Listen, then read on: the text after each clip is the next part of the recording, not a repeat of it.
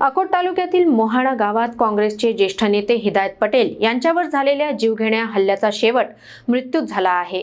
बुधवारी पहाटे उपचारादरम्यान त्यांचा मृत्यू झाल्याने अकोला जिल्ह्यात खळबळ उडाली असून अकोट ग्रामीण पोलीस स्टेशन येथे नागरिकांचा जमाव जमला आहे। अकोला जिल्ह्याच्या राजकारणाला हादरवून टाकणारी ही घटना मंगळवारी दुपारी अकोट तालुक्यातील मोहाडा गावात घडली। महाराष्ट्र प्रदेश काँग्रेस समितीचे उपाध्यक्ष तथा माजी जिल्हाध्यक्ष हिदायत पटेल यांच्यावर धारदार शस्त्राने प्राणघातक हल्ला करण्यात आला। नमाज अदा करून मशिदीतून बाहेर पडत असताना उबेद उर्फ उमेद पटेल या युवकाने त्यांच्यावर सपासप चाकूचे वार केले। मान आणि पोटावर गंभीर जखमा झाल्याने हिदायत पटेल रक्तबंबाळ अवस्थेत कोसळले। उपस्थित नागरिकांनी तातडीने त्यांना अकोट येथील खासगी रुग्णालयात दाखल केले, मात्र प्रकृती चिंताजनक असल्याने पुढील उपचारासाठी अकोला येथे हलविण्यात आले। अकोल्यातील रुग्णालयात उपचार सुरू असतानाच बुधवारी पहाटे त्यांची प्राणज्योत मालवली।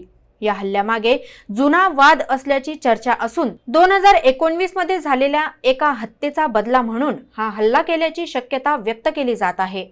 हल्ल्यानंतर आरोपी फरार झाला होता, मात्र स्थानिक गुन्हे शाखेने काही तासातच त्याला अटक केली आहे। हिदायत पटेल यांच्या निधनाने जिल्ह्यात तणावाचे वातावरण निर्माण झाले असून राजकीय वर्तुळात तीव्र संताप व्यक्त केला जात आहे।